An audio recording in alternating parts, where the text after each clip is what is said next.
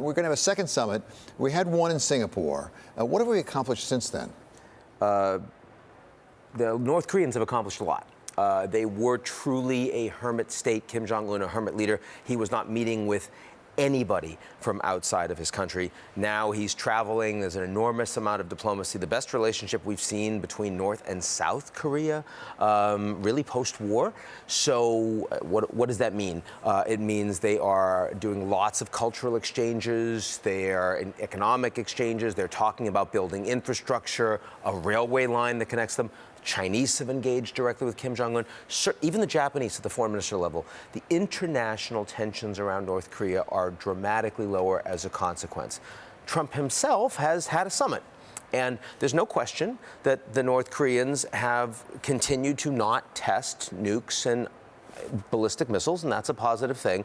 But there's been absolutely zero movement towards denuclearization or even transparency about their program and the extent of it since the Singapore summit. And Secretary of State Pompeo is actually quite frustrated about that. At the same time, President Trump says he's eligible for a Nobel Peace Prize, and in fact that Prime Minister Abe from Japan has supported him. He's written a letter. He said he got a letter, nice letter, saying he should get the Nobel Peace Prize. Is the president right? Well, first of all, Abe was the right person to ask. Remember, he was the first person to visit Trump. Once Trump won the election, he came over to Trump Tower, brought the golf club. So, Abe will say yes. Secondly, Trump certainly deserves a peace prize for North Korea more than Obama deserved a peace prize for not having done anything yet. So in that scheme of things, okay. Look, North Korea, what Trump has done with North Korea does not yet merit massive accolades, but we wouldn't be where we are today with all of these countries if Trump had not squeezed the Chinese and engaged in linkage on the trade issue and North Korea. The Chinese, therefore, started really implementing on the sanctions they had promised to implement under previous presidents and never bothered had. And that did move the North Koreans to the table. So, as you suggest, that for years and years and years, we've heard the pathway to Pyongyang leads through Beijing. Beijing's the one who really can get something done. Is that still the case? Is China still putting that kind of pressure on North Korea as far as we know? Yes, they are. And I think that matters. They're the ones with the influence. But, when you look at all these conflicts around the world right now, you realize that the United States, in many of them, is not playing the definitive role that we have historically. Look at Syria and the ability of the Americans to get the outcome that we want. We're irrelevant in that process today. We pull out of the Iranian deal, but everybody else is still in it. They're the ones that are doing the driving. North Korea, this is a very big summit. Don't get me wrong. Trump and Kim Jong-un are going to be meeting. But ultimately, much more of the outcomes around North Korea are now being driven by countries in the region, not by the United States. And so as much as Trump is going to play for headlines and say, I'm the one that made this happen, over time, the returns on that are going to diminish. I want to return to Syria in just a moment, but first let's stick with China because we have a big meeting coming up just a short time from now in the White House between the president and Liu He, the vice premier from China. What do we expect out of that?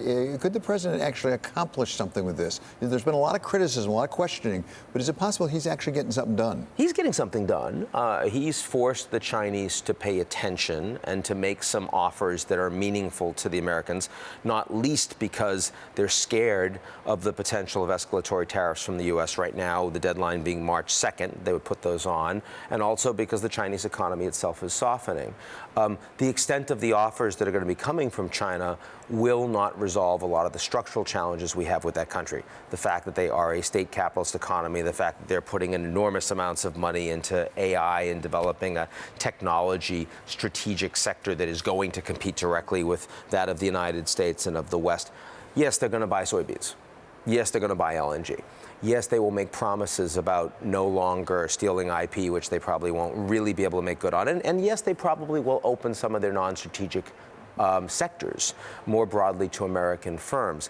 I do expect that once Trump and Xi Jinping finally do meet, probably at some point in March here in the United States, that there will be a list of things that will be more meaningful than the new NAFTA, that Trump will be able to say, I got this done with President Xi. But let's be very clear, the U.S.-China relationship going forward is in a very dangerous trajectory. So let's return to Syria. You raised it earlier. There was this notorious incident where the president sort of said, we're pulling all of our people out of Syria. And even some of his own staff seemed to say, we're doing what? He got in a phone call with Recep Erdogan, the president of Turkey, and did this. Now he says, well, maybe not all. We'll leave a couple hundred there. As a practical matter, is leaving a couple hundred there enough to get the job done? Is that sort of a tripwire when it comes to the possibility, for example, of Turkey taking actions against the Kurds? If we have even 200 or 300 people there, does that really deter that? On a practical matter, having a couple hundred Americans on the ground makes it harder to wipe the Kurds out and is a deterrent against Turkish President Erdogan to wipe out a group that he considers to be his mortal enemy, a terrorist group that's a threat to the Turkish homeland. Yes, it also means that you have Americans on the ground with intelligence capabilities who know what the Turks and Iranians and Russians are doing in Syria. And that kind of intel is hard to replicate from having very well-trained SEALs and special forces there in Syria, so that matters.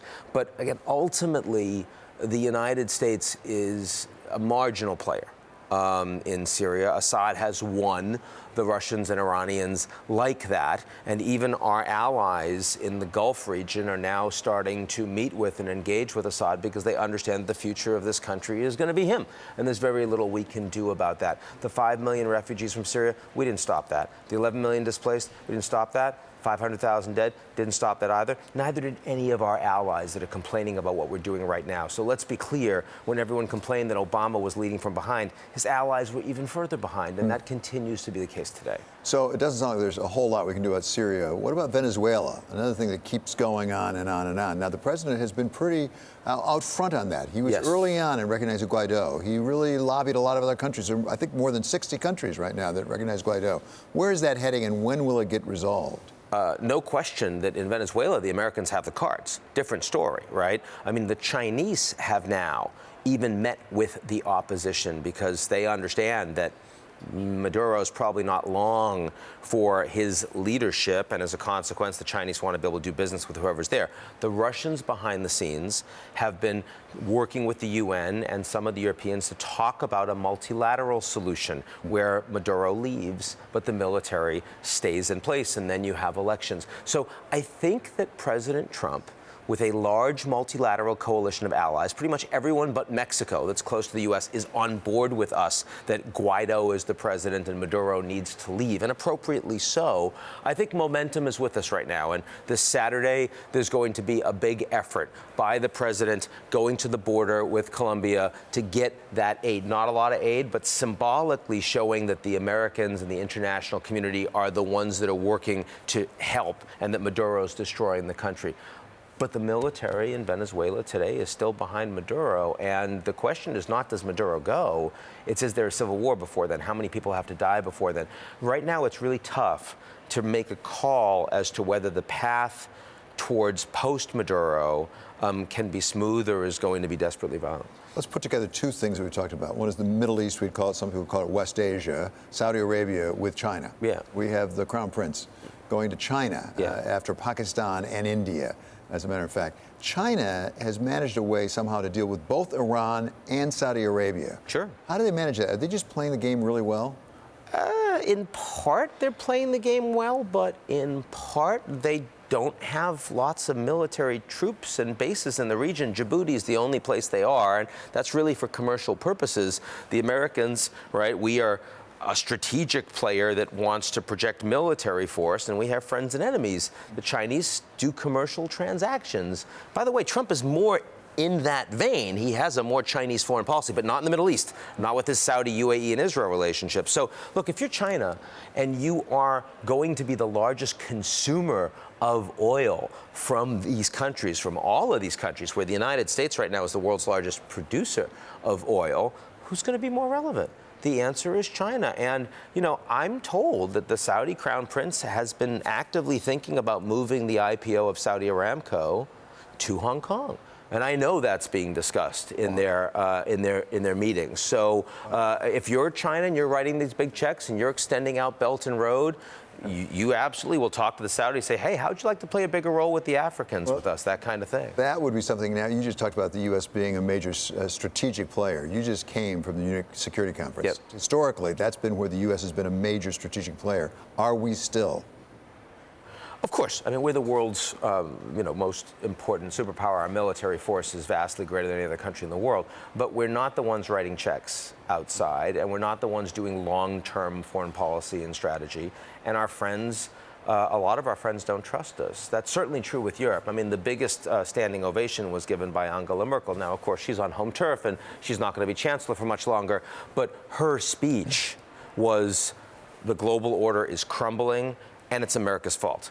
And the U.S. is pulling out of the INF, the Intermediate Nuclear Forces Treaty. They're pulling out of Syria. They're pulling out of Afghanistan. They're pulling out of the Iranian deal. And they're not talking to their friends, their allies, to elicit our views beforehand, even though we're going to be much more impacted by all of these decisions than the Americans will be. The Europeans are very angry about that.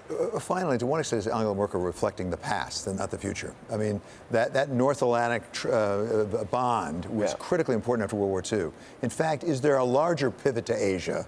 A much underused term or misused term with Obama, but should we be more concerned about India, about Pakistan, China certainly, North Korea, South Korea? Should we really be focusing much more of our power and influence in Asia now? David, the answer is absolutely yes, but let's be clear that both the Americans and the European foreign policy establishments are both looking to the past because they both believe that after Trump is no longer president, that we can return to American-led order. The Europeans believe that because it's inconvenient for them to think about what else might happen and what they'd have to do. The Americans believe it because they think, of course, we're still in charge. The reality is the American order's over. And if we're not prepared to actually start rulemaking with the Chinese, as opposed to just saying, oh, everything's fine, then we're not going to like the order that comes after the United States.